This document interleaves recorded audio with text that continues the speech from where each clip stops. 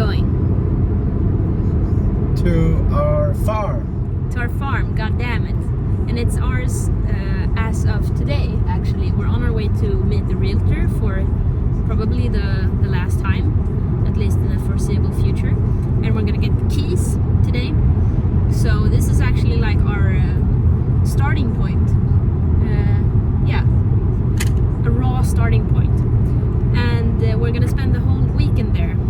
So what we're gonna do this weekend?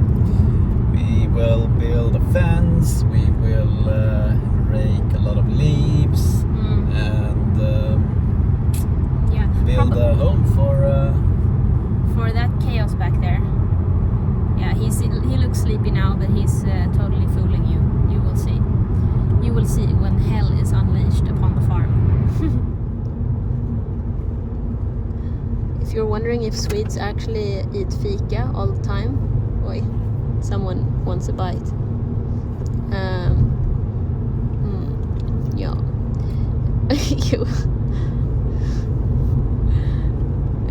Well, the answer is yes, we do. We eat fika all the time. And for you guys who maybe thinks fika is a word for something else, it's not. It's just a word for buns and coffee and sweet stuff. Yes. I still have my teeth. Yeah. Do you have your teeth? Yeah.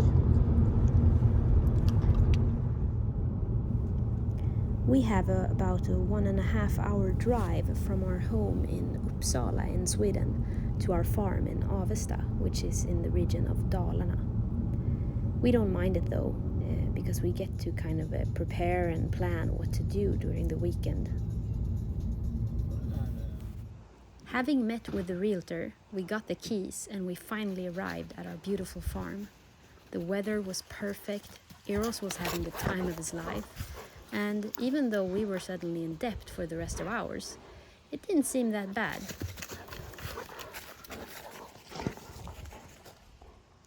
This farm is called Kungsgård, which loosely translates to something like the King's Farm.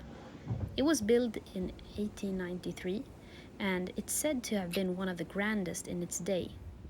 On the property we also have this small red wooden cabin, which is newly built and in great shape. We have the beautiful view over the water, and we have the big house with all of its issues.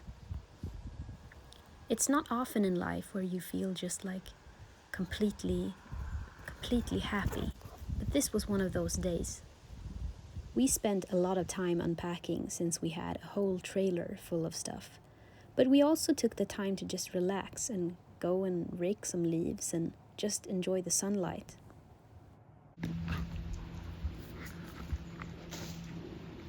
Eros is not happy with us tying him up.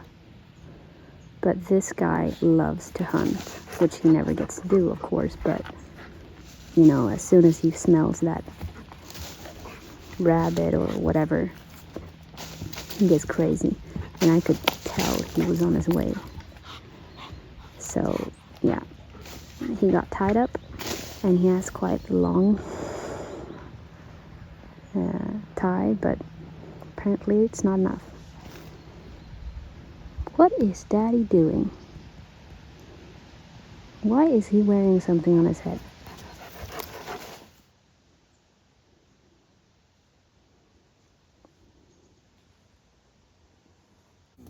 If there was such a thing as a main goal for the weekend, it was to put up a fence around the entirety of the farm.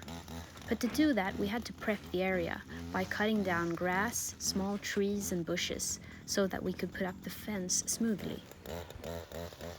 It's weird how you can long for things that would normally be considered chores, or maybe dull tasks. I know that Victor has been longing to do this for quite a while, and me, I've been longing for years to rake leaves on my own farm. I guess that must sound very strange for some people. We just found this very nice table in one of the cabins here. I'm not sure what you call it. We call it loppisstugan, or the second-hand cabin, because there used to be a second-hand store in there. Starting off, the legs of the table were quite wobbly, and we had to try to tighten them so that they would be more stable.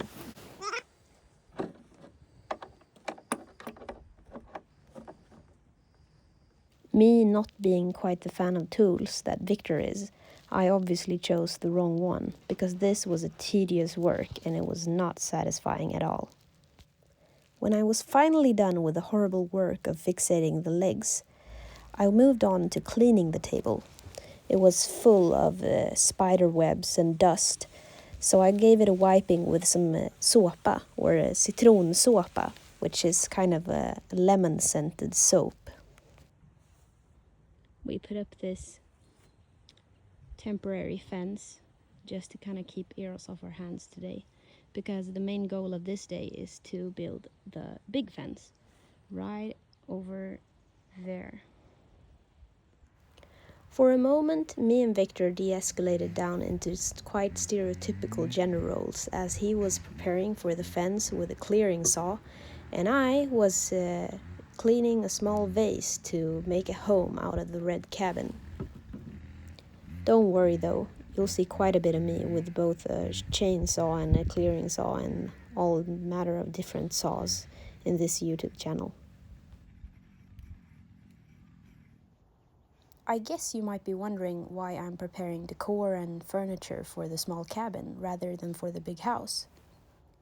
The big house, with its 260 square meters, that is almost 2,800 square feet, needs to undergo major renovation, and we intend to stay in the small cabin meanwhile. After a short break with some food at our new table and some rest in our new house, we finally moved on to do the actual fencing. By this point, we were so tired that we didn't really videotape that much. But I have some footage from the weekend after, and we got this fence for free in exchange for taking it down completely, which was really, really exhausting work. The next morning, also being the first morning on the farm, I woke up early. Our temporary bed was quite small for the three of us, and I really had to pee. So did Eros, as it turned out, and the morning mist was still thick and heavy as milk as we went out into the garden and started our day.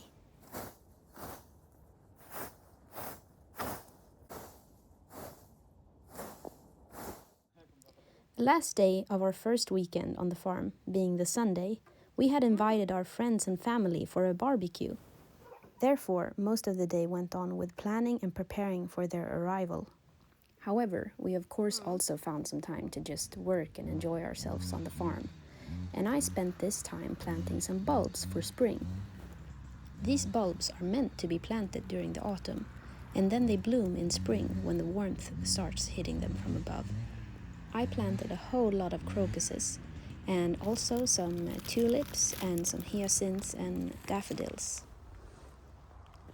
I'll list them all here, and then it'll be fun to watch them grow and bloom during spring.